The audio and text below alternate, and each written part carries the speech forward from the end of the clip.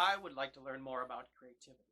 I spent an entire career working in innovation. Innovation involves an invention and then a commercialization of that invention according to a business plan. But creativity is different. It can impact all sorts of activities, from hobbies to solving problems to just having fun as you do things with your friends and with your colleagues.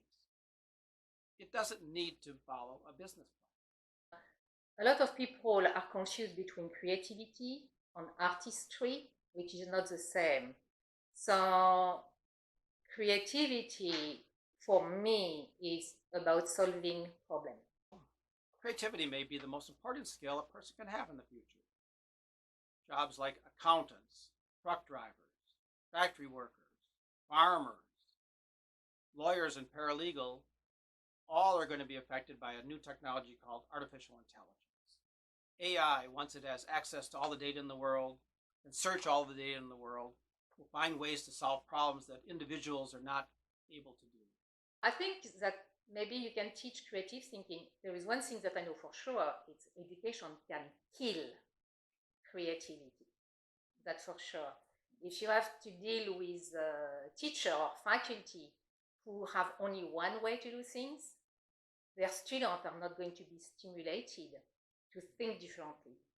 Psychologists and educators have come up with a test for creativity. One is to make a drawing using a same symbol, in this case, a circle. I don't know if it can really be taught. I guess it can be taught. I think that when I was teaching, I always had to engage my students by questioning to help them refine their critical thinking. It was already there to be a graduate student in our program. They already had to have some critical thinking. The challenges that companies have with artificial intelligence is that their competition can catch up very quickly.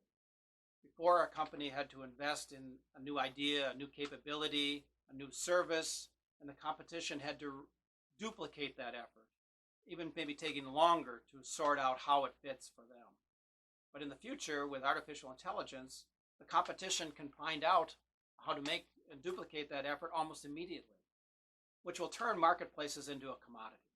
And very few companies are interested in playing in a commodity. So the way that companies will have to fight this in the future is through creativity. With creativity, you can make the marketplace continue to be a dynamic, thriving marketplace. All the time. Something doesn't work, they try and they try. So you know their mind is thinking, and for me this is where creativity starts, when the mind is engaged about solving a problem. So as I looked for creativity, I wanted to find scenes of it. I wanted to take pictures of it. And it led me to, in our community here, a very interesting place involving a man and a horse.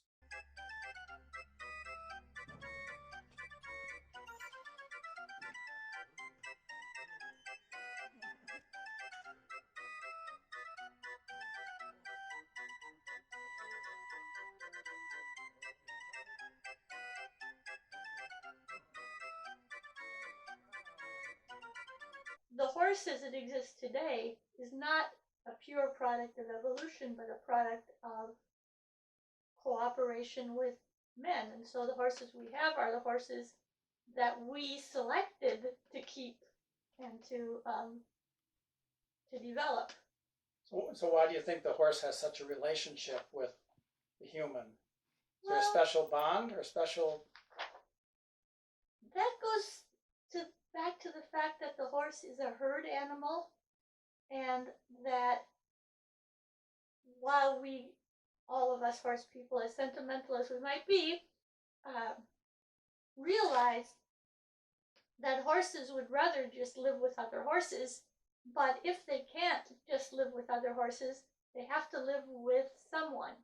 Now, as herd animals, they're always looking for the smartest one, the one who is going to be able to save them in danger, etc. And if humans can convince horses that they are the herd leader, then everything is great. Then the horse and the human will get along fine together, and the horse will do anything to please the leader. Have you ever tried to teach a horse tricks? Tricks. Tricks. Yeah, oh, tricks. I wouldn't call them tricks, but yes, of course. Of course. Is it easy to teach a horse tricks? Well, They can do different things? it's not so difficult.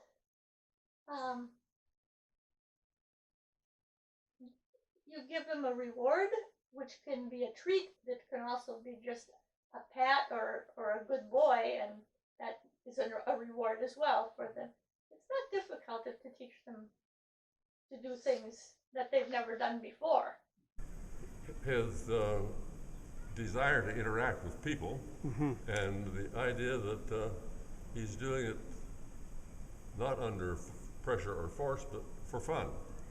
I've had many people in the audience come up to me afterwards and say, he looked like he was just enjoying all that. Yeah. And in fact, he sometimes looks like he's having fun. Tipping the barrel over, for example, he thinks that's fun. Well, I'm telling people, I'm not a professional trainer. I've never done any training. I'm just an old country boy that liked horses and grew up around them. But if I were to fault him on anything, it is his fear of the unknown and objects. So he may spook at a leaf blowing across the road and then stand and watch a semi go by. I then asked Lowell if we couldn't have Blue do something that he has never done before, see a problem that he's never dealt with before.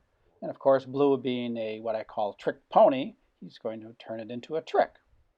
Here you see Lowell has gotten a tricycle that Blue has never seen before, and he has to come up with some action or activity with this. And Lowell continues to encourage him to help him come over his fear and figure out how to turn this into some type of trick. We then expanded this idea into a different situation and watch for the end of that.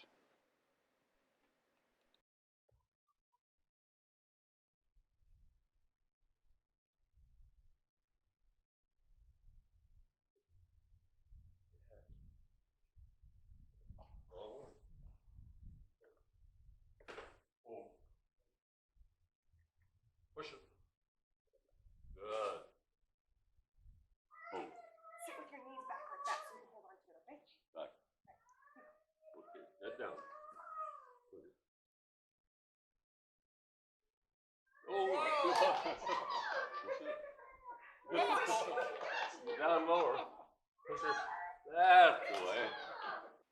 Now that may not look creative to you, but for a horse it is tremendously creative. Lowell looks like he's training the horse, but in reality he's pointing to a problem, pointing to get Blue's attention, and Blue figures out something to do there, comes up with a very creative thing of using his head to push this person on the swing, which he's never done before. It's an amazing thing to capture on film for the first time. From my grade school to graduating from Iowa State in 1951, I was involved with nothing but horses. I never found any so willing to do the things that he does, or with an attitude like his. That's why I have to accept that it's partly his personality that is resulting in my success. Yes, I've had that experience with a mare that I had taught voice commands to, and in a round pen, that is, the horse has not got any tack on it, it's not got any halter or anything, it's just loose in the round pen with me, and giving the mare commands, and she would do them, and then I thought, I wonder if I speak French, will she still do it? And she did. And I had not taught her those voice commands in French. And so then I tried German, same thing. So obviously she was reading my mind, if you want. Or so we don't know how that works, but definitely it's not telepathy in the old sense of telepathy, but it's something like that, isn't it? So I think he senses people's feelings Yes. and attitudes. What you have with animals like horses that live a relatively long time, but you see the same thing with parrots, for example, huh? That with time they seem to get smarter and smarter. But what they get is better and better at reading us, at reading the human. I'd like to know what he thinks of me right now. How can we find that out? Artificial intelligence is the new electricity. What electricity enabled in the 20th century, AI will explode in the 21st century. Everything will be different. The best way to prepare for this is to expand your own capabilities and creativity. Certainly, if a horse has been able to learn and understand the need and the capability and the skill of creativity, certainly all of us can do it as well. Good luck.